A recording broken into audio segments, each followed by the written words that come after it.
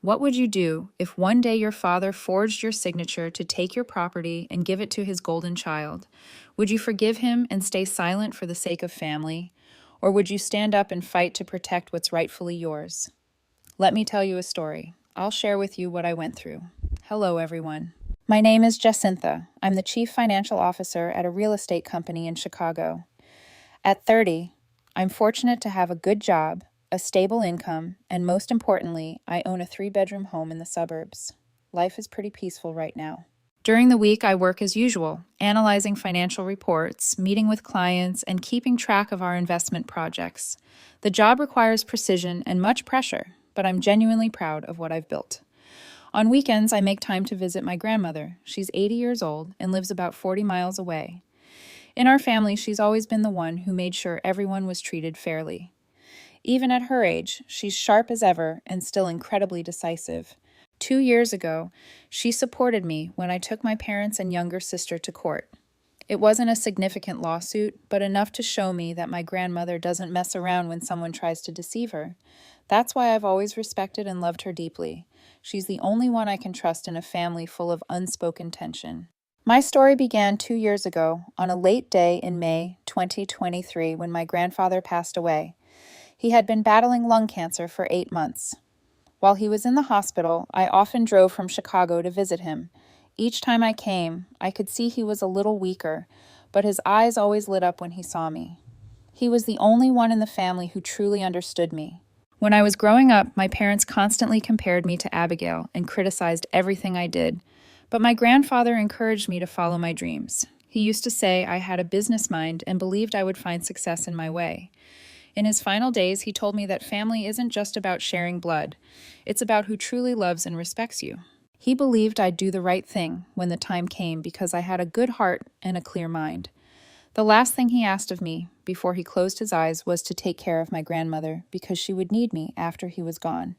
When he passed, it felt like I lost my best friend, my mentor, and the father I never really had. There was a huge void inside me that no one else could ever fill. 3 days after my grandfather passed, the funeral was held at Miller & Sons Funeral Home in the suburbs. The large room that day was filled with white flower arrangements and a warm golden glow from vintage chandeliers hanging overhead. As I stepped into the room, I walked toward the casket and stood there looking at his peaceful face one last time. Around me, the murmur of distant relatives filled the air. Everyone was dressed in formal black, exchanging condolences and sharing memories of him. While I was standing there, Abigail was also near the casket, putting on a sorrowful expression, dabbing at her eyes with a tissue now and then. But I noticed she kept glancing at Grandma and the wealthier relatives in the room.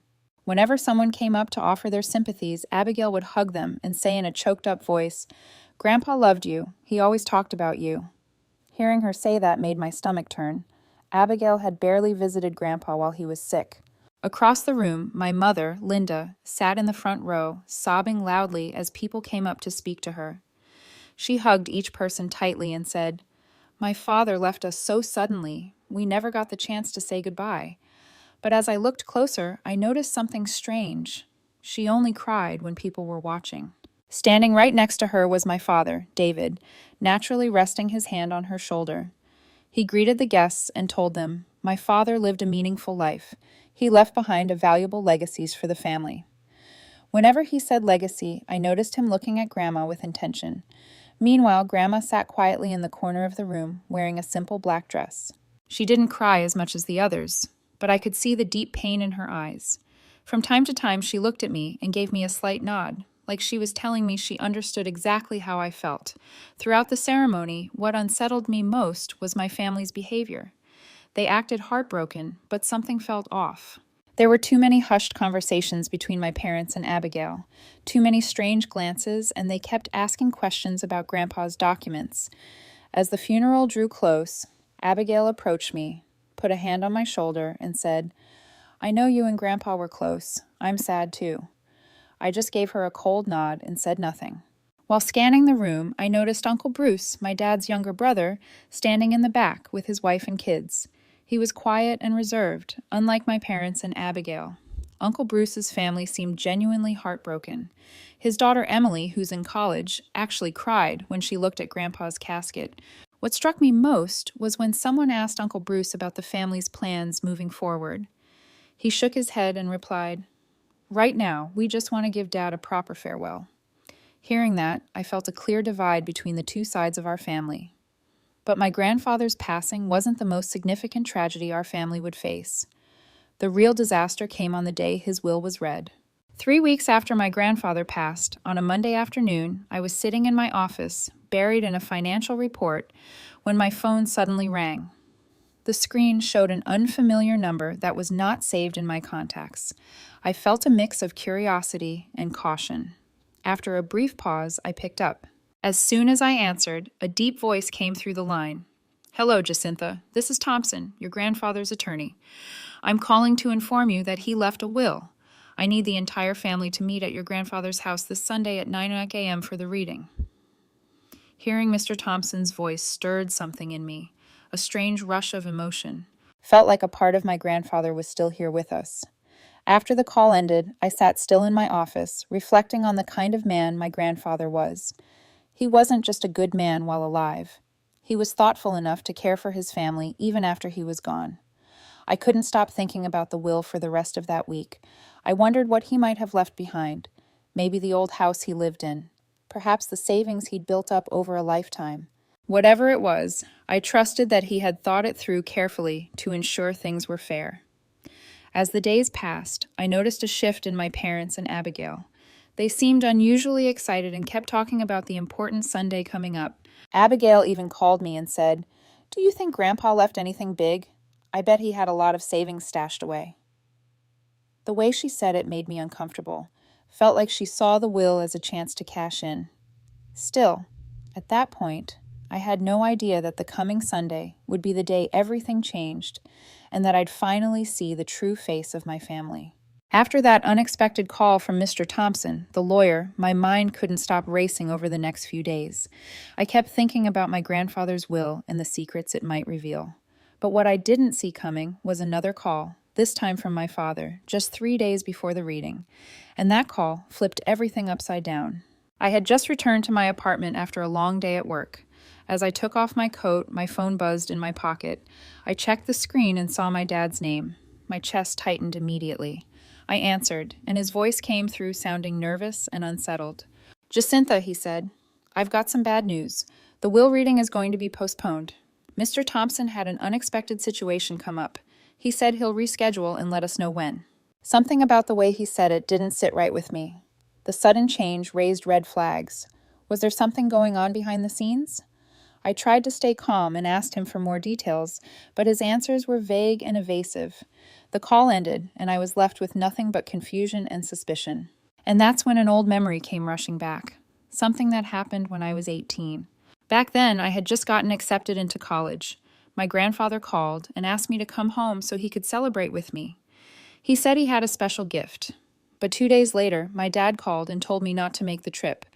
He said Grandpa had sent $20,000 to him to pass on to me. I believed him. I was grateful. $20,000 was a big deal, and I thought it was a generous gift from Grandpa, but things weren't what they seemed. 2 years later, I visited my grandfather's house and reviewed some of his old records. That's when I discovered the truth.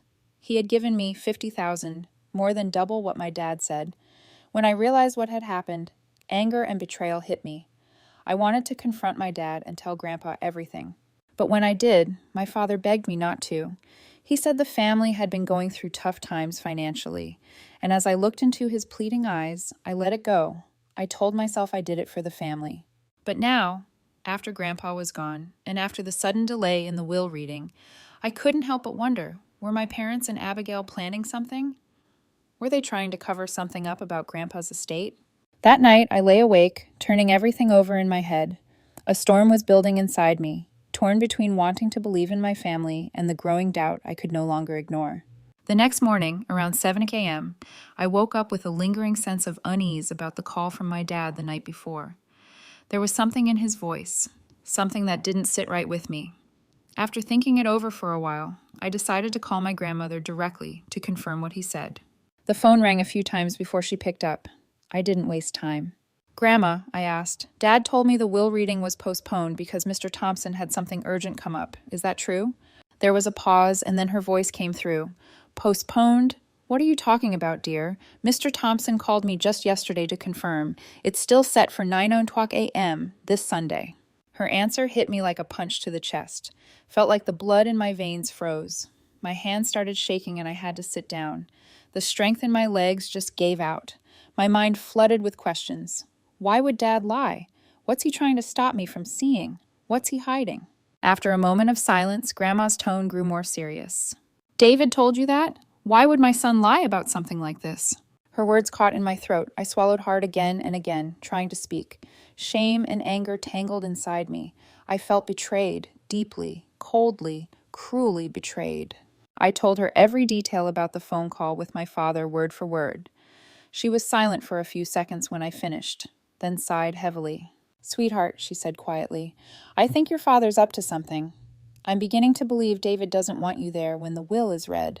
Her words snapped something awake in me. I just sat there feeling like the ground beneath me had cracked open. The anger in me started to rise, slowly but steadily, mixed with something more profound. Pain.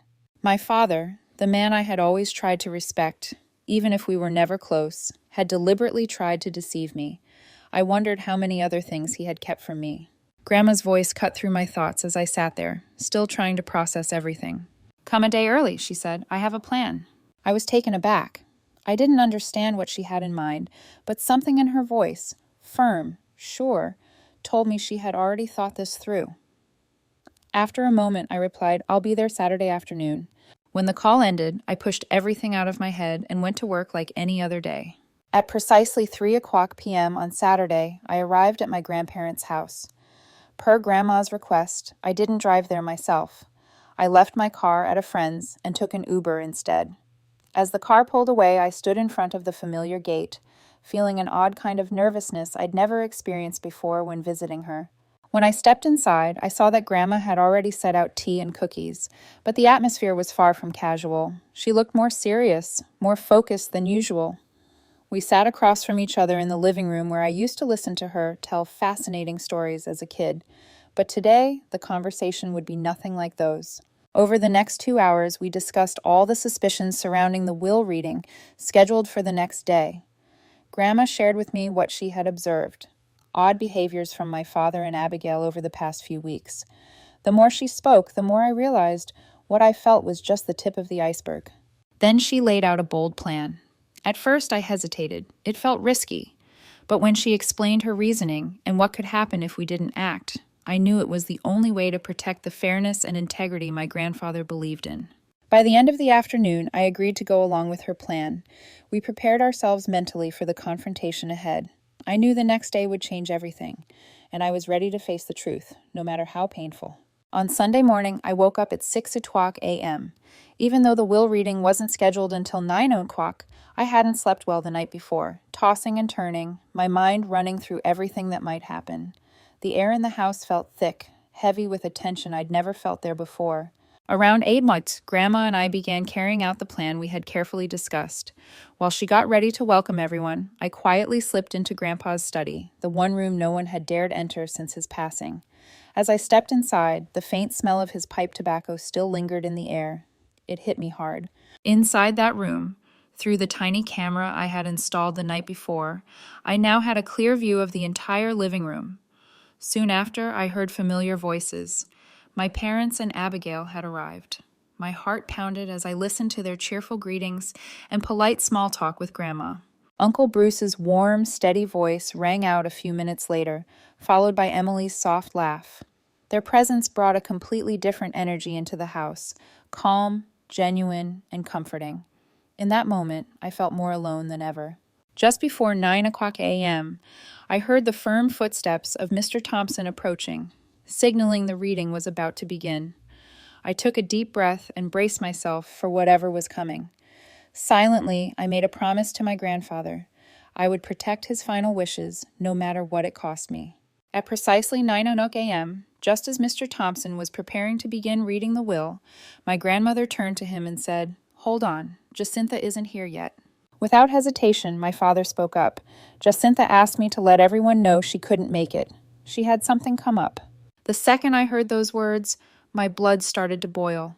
Grandma narrowed her eyes and asked, "What kind of business?" My father hesitated, his eyes darting around the room like he was searching for an answer. Then my mother stepped in quickly to cover for him. "Jacintha had an important work trip today," she said calmly. Hearing them lie so smoothly and effortlessly made my skin crawl. No hesitation, no shame, not a flicker of guilt. I wanted to burst out of the study right then and there to confront them, to yell that I was right there in the house and knew everything. My hands clenched into fists. My body trembled with rage. But then I remembered Grandma's plan. I took a deep breath and forced myself to stay put. Now wasn't the time to explode. The most important thing was to observe, watch what they would do next. After my mother confirmed my supposed absence, Grandma gave a subtle nod, her expression unreadable, then gestured to Mr. Thompson to proceed. Without further delay, he opened his worn leather briefcase and pulled out the will, sealed and neatly stamped. He adjusted his glasses and began reading in a clear, formal voice. When he read the first section, leaving the house and $500,000 to Grandma, I saw her give a slight knowing nod, showing no surprise.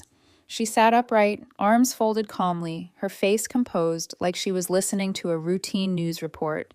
Then came the part for my father and Uncle Bruce. Each was left $200,000.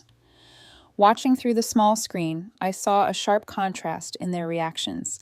Uncle Bruce nodded with quiet gratitude. His eyes softened, and he even wiped at the corner of his eye, moved by Grandpa's final gift. My father, on the other hand, was different. His jaw tensed. I caught a flicker of disappointment in his expression.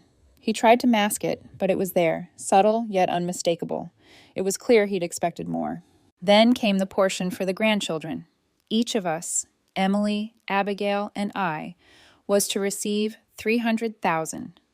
Emily's face lit up. She looked both surprised and deeply grateful. As a college student, the money would no doubt be life-changing. She turned to her parents with shining eyes full of thanks. Abigail's reaction was more reserved. She smiled and nodded, but there was a glint in her eye, a hint of greed, as she glanced sideways at the others, like she was calculating something. And me, though I wasn't physically in the room, hearing that Grandpa had left me $300,000 stirred something deep inside me. It meant everything to know he'd remembered me, even after death. But unease crept in as I watched my father's and Abigail's faces. Something wasn't right. Something was coming, and I could feel it just beneath the surface. After Mr. Thompson announced that the will had been fully read, the atmosphere in the living room seemed calm. People were gathering their things, preparing to leave, when suddenly my father stood up. I saw him with a serious expression through the camera, like he was about to deliver a significant announcement. From the inside pocket of his blazer, he pulled out a carefully folded piece of paper and held it up for everyone to see. In a composed voice, he said, "I have something to share. This is a signed document from Jacintha, officially declining her inheritance." When those words left his mouth, it felt like someone had dumped a bucket of ice water over my head. In that instant, everything became crystal clear. This was why he lied to me about the will reading being postponed. He wanted me out of the way so he could forge my signature. I felt like I was plummeting into a bottomless void. My heart was pounding so hard I thought it might tear through my chest. Before anyone could even react, my father continued confidently.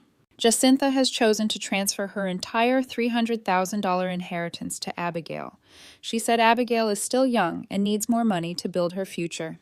The room exploded like a bomb had just gone off. Emily's jaw dropped. She looked stunned, as if she couldn't believe what she had just heard. Uncle Bruce turned toward my father, eyes wide in disbelief, as though trying to make sense of why I would make such a sudden, generous decision, one that made no sense at all. Abigail, on the other hand, didn't look surprised at all. She bowed her head with a fake, humble expression, but through the lens, I caught a faint smirk tugging at the corners of her mouth, like she was quietly celebrating the success of their little scheme. My mother sat beside my father, nodding in agreement. She added, "We believe Jacintha made the right choice. She's always loved Abigail, and I'm proud of her for this." Even Mr. Thompson, the lawyer, seemed unsettled by the turn of events. He adjusted his glasses and said, "This would be legally binding if the document were properly signed." At that moment, Grandma, who had remained the only calm presence in the room, reached out her hand and said, "Let me see that document." Without hesitation, my father handed it over with a look of total confidence. Through the camera feed, I watched Grandma examine the paper closely. She slipped on her reading glasses and slowly scanned every line. Her expression was unreadable, but I noticed her brow furrow occasionally, like she was starting to spot something that didn't sit right. As she read, the air in the room thickened with tension. No one dared speak. It felt like time had stopped. The tick of the wall clock seemed amplified, each second dragging like a drumbeat. Uncle Bruce and Emily sat still, eyes locked on Grandma. Abigail tried to appear composed, but I could see her shifting in her seat, uneasy. And I sat in Grandpa's study, watching the whole thing unfold like a play I couldn't interrupt. This moment would decide everything, and all I could do was trust in Grandma's wisdom. Holding the document in her hands, Grandma examined it closely, line by line. Then, calmly but firmly, she turned to Mr. Thompson and said, "Keep this safe for me. It will be important evidence in court." Her words dropped like ice. My father's face immediately lost color. He stammered, "Mom, what do you mean by that?" But Grandma didn't answer him. She didn't even look in his direction. Instead, she turned toward the hallway and called out loud and clear, "Jacintha, come out now." Her voice was like a thunderclap. Everyone in the room turned toward the sound, eyes wide with disbelief. A moment later, I stepped out of Grandpa's study. My heart was pounding, but I kept my pace steady. Every step I took felt heavy, like I was walking into battle. A battle I had long prepared for. The look on my parents' faces and Abigail's was as if they had just seen a ghost.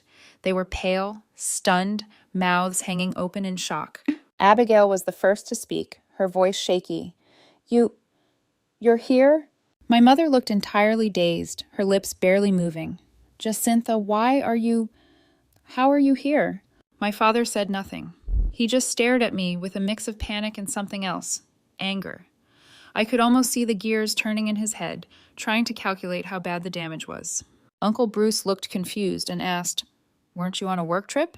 Emily, sharp as ever, quickly connected the dots. "If Jacintha's here, then is that paper even real?" I didn't respond. I just nodded politely, my eyes locked on my parents and Abigail. I wanted them to see it in my face, in my silence. I knew everything. I wanted them to feel it. The room fell into an unbearable tension. The air itself felt suffocating. Eyes darted around. Panic, fear, disbelief. Abigail glanced nervously at our parents, clearly waiting for a cue. My parents, though, looked like two criminals caught in the act. Uncle Bruce and Emily sat frozen, witnessing a family drama unraveling before them. One they couldn't fully comprehend yet, but knew was serious. Mr. Thompson stood silently, still holding the paper. His eyes moved between me and my father, slowly realizing something was off. Deep down, I could tell he was questioning whether that signature came from me. And then there was Grandma, calm, still unmoving, in the middle of the storm. Her gaze shifted between me and my father, sharp, steady, and resolute. She was waiting for the right moment to reveal the truth. Grandma stepped forward in the thick silence that had settled over the room, standing firmly in the center. Then, with a voice full of resolve, she declared, "From this moment on, the entire inheritance meant for David and Abigail will be transferred to Jacintha." It was like a bomb went off. Shock rippled through the room. Abigail was the first to react, her voice trembling. "Grandma, what are you saying? Why would you do that?" Grandma looked directly at everyone in the room, her gaze unwavering. "There's a special clause in the will," she explained. "One the lawyer hasn't read yet. It states that if any beneficiary is found to have acted with deception, greed, or intent to harm another, I have the authority to revoke their share and reassign it as I see fit." My father shot up from his chair, his face flushed with rage. "You can't do that, Mom. This is our legal inheritance." My mother panicked too, her voice rising in desperation. "Jacintha gave it up willingly. We have the paperwork to prove it." Amid their shouting, I stood perfectly still, stone cold. I watched their faces, my parents and Abigail, and saw the panic, the fear, the unraveling. This was the moment I had been waiting for, the moment the deceivers had to face the consequences of their actions. Then, in her calm and deliberate voice, Grandma continued, "Forging Jacintha's signature on the disclaimer document is a serious act of fraud. It proves intent to take what does not belong to you unlawfully. Mr. Thompson nodded in agreement, adjusting his glasses. This clause is entirely legal and enforceable. I will carry out the deceased's wishes exactly as outlined. While the rest of us stood in the storm of tension, Uncle Bruce and Emily remained quiet, wide-eyed, watching this fierce confrontation unfold.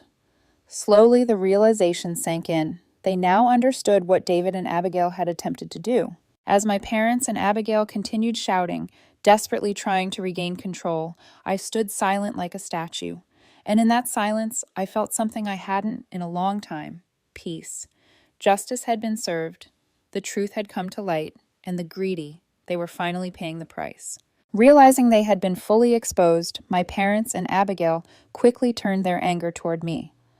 My father pointed a trembling finger at my face and shouted, "You set us up. You tricked the entire family." Abigail wasn't far behind. Her voice cracked with rage as she yelled, "You planned this from the beginning." But even as their voices rose, I remained composed, cold, steady. I reminded them calmly but firmly that my father had lied to me over the phone, claiming the will reading was postponed. That, I said, was the first act of deception, not mine. My father tried to talk over me to spin some excuse, but I cut him off. I looked him straight in the eye and asked, "Did you lie to keep me away so you could forge my signature on that document?" He had no answer. None of them did. Their silence said everything. Then I dropped the final blow. "I've already called the police. They'll be here in 20 minutes. Whether that transfer form is real or forged, let the court decide. Forging legal documents is a crime, and I have every right to press charges." The blood drained from their faces. Finally, they understood. There was no escape, no more lies, no more blame to shift. They were cornered, and this time the truth was on record. Once they realized the situation was beyond saving, my parents and Abigail began showing signs they wanted to leave. My father stood up and told the room that he needed to get home to handle some urgent matters. My mother quietly started gathering her purse and coat, her movements rushed and nervous. Abigail glanced toward the front door, clearly calculating the fastest way out. Watching them, I stayed calm. I raised my hand and pointed to the corner of the ceiling. "I wouldn't leave just yet," I said. "Everything that's happened here has been recorded. The cameras have been running since last night." Their heads all snapped toward where I was pointing. Then I added, "And it's not just one camera. I installed several, positioned in different corners of this room." Their faces turned pale, visibly shaken. My father stammered, "Why would you do something like that?" I looked him in the eye. "Because I never trusted your intentions, and now I know I was right." Then I turned to Uncle Bruce and Emily, calmly but clearly. "You both witnessed everything today, from when my father lied about me being on a business trip to when he presented that forged document." Uncle Bruce nodded slowly. "I saw it all," he said. "I'll testify to what I witnessed." Emily, sitting beside him, added, "I'll give a full account, word for word if necessary." All the color drained from my parents' and Abigail's faces. Their shoulders slumped. Their eyes were blank. They knew there was no way out. No excuses left. No more lies to spin or blame to shift. The evidence was clear. The witnesses were credible. The truth was undeniable. My father quietly sank back into his chair, head bowed, as if the weight of it all had finally crushed him. My mother stopped wiping away non-existent tears and stared at the floor, unmoving. Abigail stood frozen, unable to speak, completely lost. They had played the game, and they had lost completely. When they realized there was no way out, my parents and Abigail began to beg. My father turned to Grandma, dropped to his knees, and pleaded, "Mom, I'm sorry. I know I was wrong. Please forgive me. Just this once." My mother, sobbing uncontrollably, clung to Grandma's legs. "We only wanted what was best for Abigail. Please don't call the police." Abigail dropped to her knees too, voice trembling.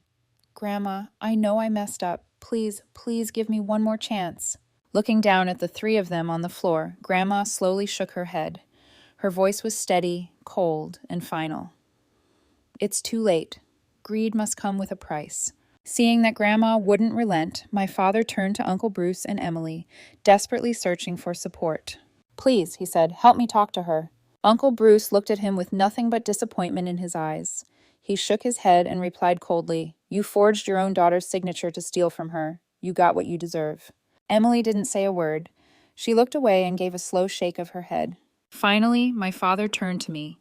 He reached out, grabbing my hand tightly. Sweetheart, I'm sorry. I know I was wrong. Please forgive me this time. I swear I'll never do anything like this again. I looked down at the man I once called my father, and a deep sadness settled in my chest. Slowly, I pulled my hand back and said, I already forgave you once. Remember when you took $30,000 out of the $50,000 Grandpa gave me? He froze. His face went pale. I continued, I stayed silent back then, for you, for the sake of this family, but today you forged my signature to steal $300,000. This time, I won't stay quiet, not again.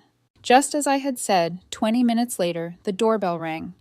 2 police officers entered the house. Officer Christopher, a stern-faced man in his 40s, and Officer Melissa, a sharp-eyed young woman.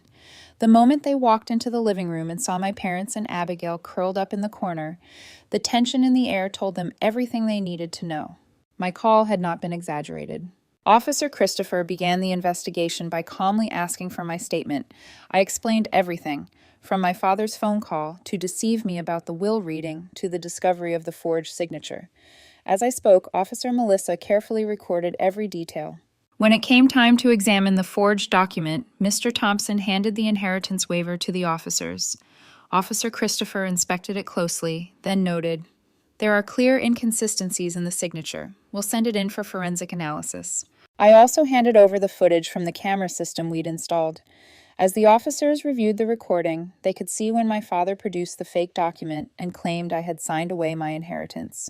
Uncle Bruce and Emily also gave formal statements backing up every part of the story. Throughout the investigation, I felt a strange emptiness settling inside me. On one hand, I knew I was doing the right thing, protecting the truth, protecting my grandfather's wishes. But on the other hand, watching my parents and my sister being handcuffed and led outside into the waiting police car, it pierced something profound in me. No matter what they had done, they were still my family. And that hurt more than I was prepared to admit. 2 months later, the criminal trial took place. That day, I sat quietly in the courtroom, watching my parents and Abigail seated at the defense table alongside their attorney. They looked worn down, older, more fragile, like the weight of the past few months had aged them overnight. My mother cried throughout the proceedings. My father kept his head down, avoiding my gaze. He didn't look at me once. The trial lasted 2 days. Forensic experts confirmed that the signature on the inheritance waiver wasn't mine. The handwriting analysis revealed discrepancies between the forged document and verified samples of my signature. The differences in pen pressure, stroke patterns, and even the angle of the writing were undeniable. Security footage was played in front of the court, showing my father lying about my business trip and presenting the forged document. Uncle Bruce and Emily took the stand, giving calm, consistent testimony about what they had witnessed during the will reading. The defense tried to argue that it was all a misunderstanding between family members. They cited financial struggles and a desire to give Abigail a better future. But the evidence was too overwhelming. Emotional appeals or excuses didn't move the judge. Throughout the trial, I experienced a whirlwind of emotions. There were moments, especially watching my mother break down in the courtroom, when I questioned myself. Should I withdraw the case? Was I destroying my own family? But then I remembered Grandpa's words. Do the right thing, no matter what. And I knew I couldn't turn back. There were nights I couldn't sleep, lying awake, wondering if I had gone too far. But every time I thought about the deception, the betrayal, the attempt to steal what wasn't theirs, I reminded myself, this wasn't just about money. This was about principle, about trust. Through it all, Grandma never left my side. She came to every court session, sat beside me, and held my hand when things got too heavy. She said, Your grandfather would be proud of you for standing up and defending what's right. Those words carried me through the most challenging moments. At the end of the second day, the judge delivered the verdict. Guilty on all counts. The courtroom fell utterly silent. My father was sentenced to 3 years in prison for orchestrating the fraud and forging my signature. Abigail received the same, 3 years behind bars, for being complicit and benefiting from the scam. My mother was sentenced to 2 years of probation. Her role was classified as secondary, but still criminal. In addition, all 3 were ordered to pay $15,000 in fines to cover legal expenses and as an added penalty. When the sentence was read, my mother collapsed in tears and had to be supported by 2 officers. My father sat frozen, his face pale and blank, as if he still couldn't process what had happened. Abigail was shaking. She glanced at me, eyes filled with hatred and despair. I remained seated at the plaintiff's table, staring straight ahead. This was the moment justice was done, but I didn't feel the sense of victory I had imagined. Instead, I felt empty, sad. Watching my family fall apart like this wasn't what I wanted. Even after everything, Grandma reached over, gently squeezed my hand, and whispered, "You did the right thing. Your grandfather would be proud of you." As the courtroom emptied, I looked one last time at my parents and Abigail before they were taken away. And in that moment, one question echoed in my mind. Can these wounds ever truly heal, or is this the end of us? 2 years have passed since that fateful trial, and my life has changed in ways I never imagined. With Grandpa's inheritance, I bought a home of my own, a place I can truly call mine. It's quiet, surrounded by trees, with enough space for peace and reflection. Sometimes I sit on the porch in the early morning, sipping tea and thinking about everything that led me here. Grandma is still healthy at 80, and we've grown closer than ever. I visit her almost every weekend, and she tells me stories about Grandpa I never knew. Through her words, I've come to understand even more about the man who loved me unconditionally, a man who saw my worth long before I saw it myself. My relationship with Uncle Bruce's family has remained strong. Emily graduated with honors, and Uncle Bruce occasionally checks in with me just to say hello. They never bring up what happened, but I can feel the quiet respect they hold for the choices I made. They treat me not with pity, but with something far deeper, understanding. As for my parents and Abigail, my mother has since completed her probation. She sent me a letter of apology about 6 months ago. It was handwritten, neatly, carefully written, but I haven't responded. I'm just not ready. My father and Abigail are still serving their time. I haven't visited them. I don't know if I ever will. Part of me wonders what I'd even say if I saw them. What could bridge that kind of betrayal? What words could rebuild what was so violently broken? Maybe one day I'll find the strength to forgive, but not today. The wound is still too deep. I've started therapy. It's helped. I've learned how to rebuild trust, slowly, piece by piece.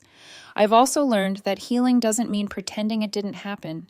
It means learning to live with the truth and still choosing peace. I've also learned something else, something that took years to fully grasp. You don't owe anyone your silence, especially when they betray your trust. And protecting yourself, even from your own family, is not selfish. It's necessary. People often talk about forgiveness as the ultimate resolution, the final step in healing. But I've come to believe that sometimes the most powerful act of healing is simply choosing to move forward without hatred, without allowing the past to define who you are. That's what I'm doing. I no longer live under the shadow of Abigail's entitlement or my parents' manipulation. I live for myself now, for the life Grandpa believed I could build. Some days are hard. I still get pangs of guilt, moments where I wonder if I could have done things differently. But those thoughts fade quickly when I remember the lies, the forged document, the desperation in their eyes. Not for reconciliation, but to preserve their scheme. They weren't sorry for what they did. They were sorry they got caught. And that's what makes the difference. Because real love, real family, doesn't try to take from you. It stands by you, even when you're at your lowest. And I've seen that love in Grandma, in Uncle Bruce, in Emily, in the quiet resilience of my own heart. That's what keeps me going. That's what carries me forward. So that's where my story ends. And through this story, I hope to share something important, something I had to learn the hard way about family and trust. I've learned that greed can turn loved ones into strangers. It can erase bonds, burn down everything we thought was solid. My parents let greed close their eyes to their love for their daughter, and in the end, they lost both money and family. But more importantly, I've learned that standing up for the truth sometimes requires heartbreaking decisions. Calling the police on my parents and sister wasn't easy, not even close, but it was the right thing to do. So here's what I want to leave you with. Cherish the people who genuinely love and respect you. Don't let greed poison the relationships that matter most. And if someone betrays your trust, have the courage to protect yourself, even if it breaks your heart. Before I close this chapter, I want to ask you, was I wrong to take my parents to court instead of handling it quietly? Share your thoughts in the comments below. If you've ever faced painful boundaries within your family, I'd genuinely like to hear your story. And don't forget to subscribe if this story resonated with you. I'll share more stories about family and boundaries, not to push people away, but to protect ourselves. Wishing you peace wherever you are.